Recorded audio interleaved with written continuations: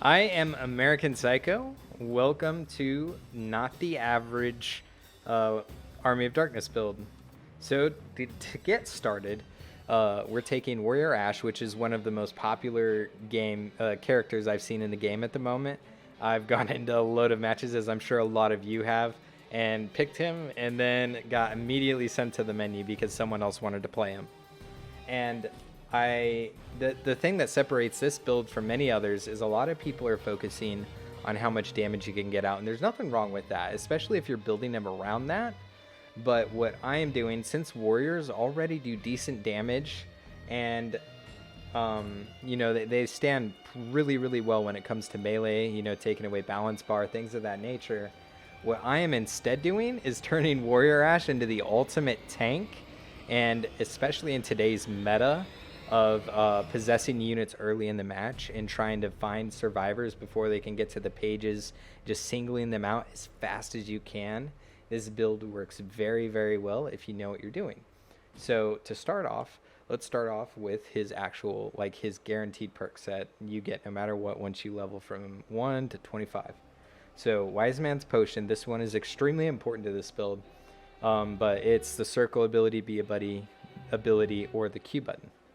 And essentially Ash drinks a potion and it gives him a damage increase, damage reduction, fear reduction, and it restores a little bit of health. Now, I want to point out it gives 50% damage reduction. That's the important thing. So to continue, he has Shield Blast, which whenever you lose a shield, goes off like an explosion, does some balance bar, does some health damage.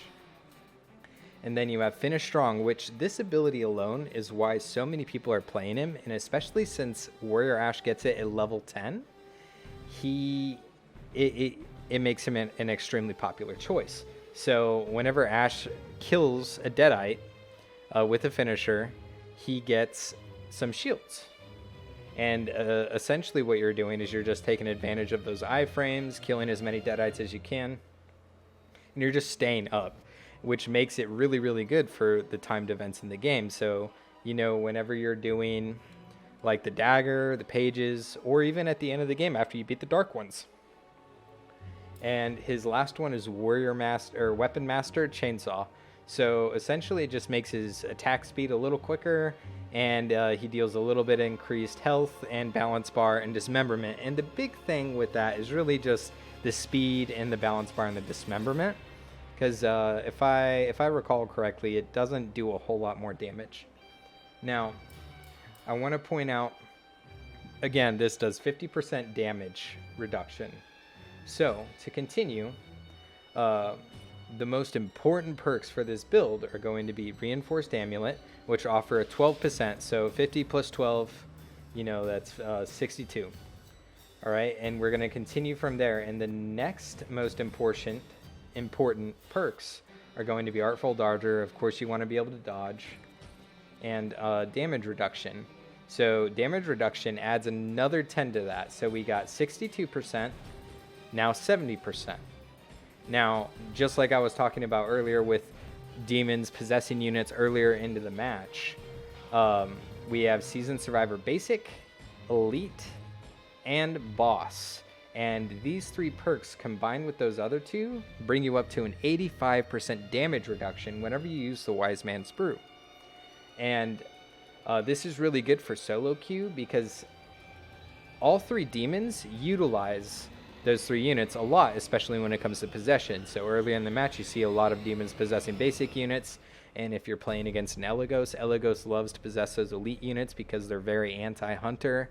They have a big resistance to firearms. And this just essentially makes Ash unstoppable if you can play your cards right. And you can play around with this build too. Of course, you always want to play how you're most comfortable. Not everyone's going to want to play how I do. But I have some clips that'll show you just how strong it is. Essentially, there's one where I get my buddy Soul to go revive him at an altar, and an Elagos could not kill me. Now, of course, my shields were down. I was taking a bit of damage, but he just couldn't kill me. Like that's all it comes down to it. And he was a pretty high-level demon. But whenever you're in the match, I want to talk about how I level mine first. I always start with shields, then I work into melee and health. And the reason for that is I just want to increase melee, because typically if you can get your hands on like a common sledgehammer or a chainsaw or a shovel, or even a higher quality shovel or sledgehammer or chainsaw, like anything of higher quality that does a decent amount of balance bar damage, that's what you want to do. You want to focus on that balance bar damage because you want to take advantage of finishing demons, getting more shields, and getting more shields, because with this perk and combined with Wise Man's Brew, of course, if someone's going to try and single you out, you're going to have an 85% damage reduction, which is pretty nutty. Anyway, thank you for watching. And if you like the content and you want to see some more builds, or you want to have a discussion with me in the comments about why I am building Ash wrong, that's good. Just like and subscribe and let me know what your thoughts are. Until next time.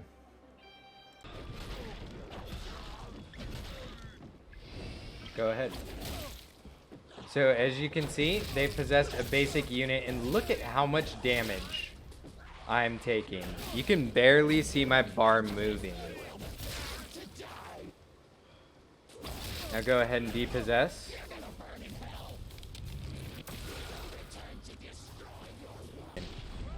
And this is what it looks like when you're with an elite and you have an 85% damage resistance. Look at how much damage I'm eating right now.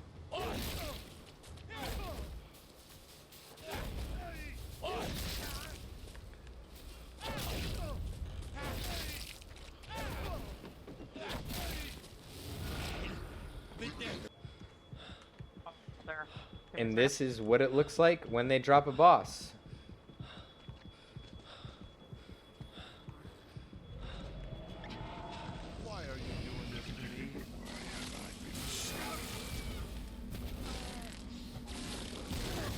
He just did his grab. He's using all of his abilities.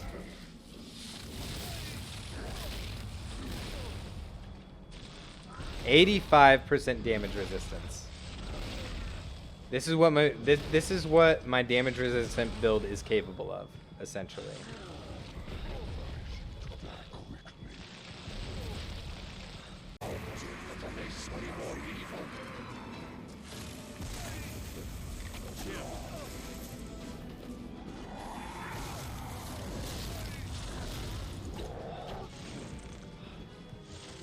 We're gonna win because this guy's chasing me.